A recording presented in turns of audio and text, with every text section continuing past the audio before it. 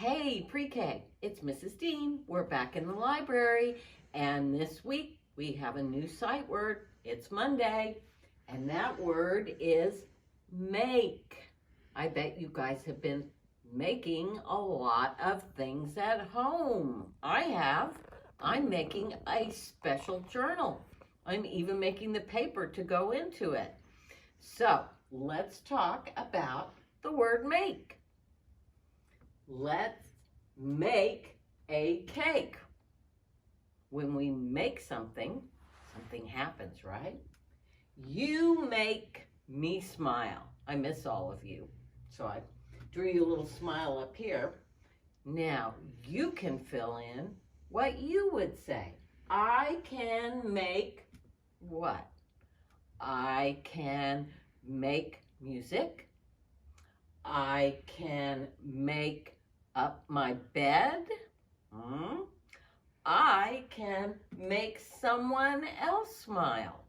All right, so think about things that you can make. There's our M, our A, our K, and our E. Make. Make. All right? So, it's time for us to read some more Charlotte's Web. I hope you've been listening and keeping up with us, because this is a great story and it's got a great prize. So guess what? Chapter 6. Chapter 6. We are doing so great here. And it's called Summer Days. No picture on this page, but there are some pictures in this chapter. So we'll get started, okay? The early summer days on a farm are the happiest and fairest days of the year. Lilacs bloom and they make the air sweet, and then they fade, and apple blossoms come with the lilacs, and the bees visit among all the apple trees. The days grow warm and soft. School ends and children have time to play and to fish for trouts in the brook. Avery often brought a trout home in his pocket, warm and stiff and ready to be fried for supper.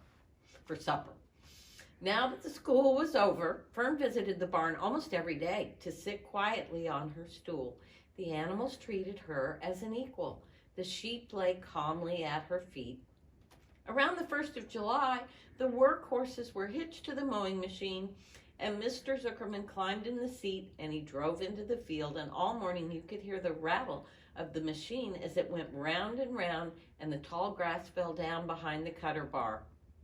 Next day, if there was no thunder shower, all hands would help rake and pitch the load of the hay onto the big hay wagon. Fern and Avery loved riding on top of the load. I think that would be really fun. Now we do that with tractors that have motors. You very rarely see horses used to pull the haying machine, but there is one place where you can see that actually. Over in New Jersey, there's a place called Howell Living Farm, and they do everything that a farm would do around the turn of the century, I think maybe up to about 1920, and you can see all these neat machines being used, and they keep horses. They even have old-timey baseball games. So you should go sometime. It's a very fun place. I love it. When the hay was hoisted, it was sweet and warm. It would go in the big loft above the barn, and it made the whole barn seem like a wonderful bed of timothy and clover. It was fun to jump in and the perfect place to hide, and sometimes Avery would find a little grass snake in the hay, and he would add it to the other things in his pocket. Early summer days are a great time for birds. In the fields around the house, in the barn, in the woods, in the swamp, everywhere. Love and songs and nests and eggs. And from the edge of the woods, the white-throated sparrow calls on an apple bough. The I love this, Phoebe teeters, and wait a minute. On an apple bough, the Phoebe teeters and wags its tail and goes, Phoebe, Phoebe, Phoebe. The young sparrow, who knows how brief and lovely life is, says, sweet, sweet, sweet, interlude, sweet, sweet, sweet, interlude.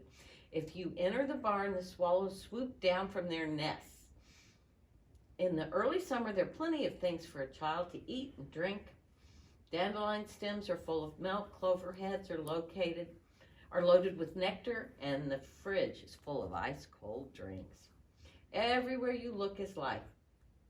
Even that little ball of spit on top of the weed stalk, if you poke it apart, you'll see there's a green worm inside it. And on the underside of a leaf of the potato vine are bright orange eggs of the potato bug. It was on a day in the early summer that the goose eggs finally hatched. This was an important event in the barn cellar. Fern was there sitting on her stool when it happened. Except for the goose herself, Charlotte was the first to know that the goslings had at last arrived.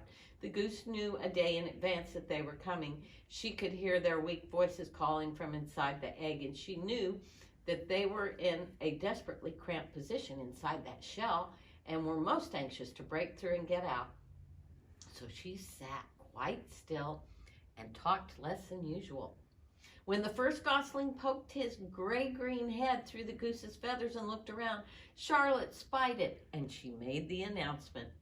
"I'm sure," she said, "that every one of us here will be gratified to learn that after 4 weeks of unremitting effort and patience on the part of our friend the goose, she now has something to show for it. The goslings have arrived. May I offer my sincere congratulations." "Thank you, thank you, thank you, thank you," said the goose, nodding and bowing shamelessly. "Thank you," said the gander. "Congratulations," shouted Wilbur. "How many goslings are there? I can only see one." "There are 7, said the goose. "Fine," said Charlotte. 7 is a lucky number." "7 had nothing to do with this," said the goose. "It was good management and hard work." At this point, Templeton showed his nose from his hiding place under Wilbur's trough. He glanced at Fern, and then he crept cautiously towards the goose, keeping close to the wall. Everyone watched him, for he was not well liked and not trusted. "Ooh, look," he gave in his sharp voice. "You say you have 7 goslings. There were 8 eggs. What happened to the other egg? Why didn't it hatch?" "It's a dud, I guess," said the goose. "What are you going to do with it?" continued Templeton, his little round beady eyes fixed on the goose. "You can have it," replied the goose. "Roll it away and add it to that nasty collection of yours." Templeton had a habit of picking up unusual objects around the farm and storing them in his home. He saved everything. Certainly, said the gander. "You may have the egg, but I'll tell you one thing, Templeton. If I ever catch you oking your ugly nose around our goslings, I'll give you the worst pounding a rat ever took." And the gander opened his strong wings and beat the air with them to show his power. He was strong and brave, but the truth is, both the goose and the gander were worried about Templeton. And with good reason. The rat had no morals, no conscience, no scruples, no consideration, no decency, no milk of rodent kindness, no compunctions, no higher feeling, no friendliness, no anything. He would kill a gosling if he could get away with it. And the goose knew that, and everybody knew that. Okay, here we are in the barn. Charlotte, Fern sitting and watching. There's the goose and the gander, and there's our ratty friend Templeton. He's quite the rat, but he's going to come in handy. So let's not count him out yet. With her broad bill, the goose pushed the unhatched egg out of the nest, and the entire company watched in disgust while the rat rolled it away. Even Wilbur, who would eat almost anything, was appalled. "Imagine wanting a junky, old, rotten egg," he muttered. "A rat is a rat," said Charlotte. She laughed a tinkling little laugh.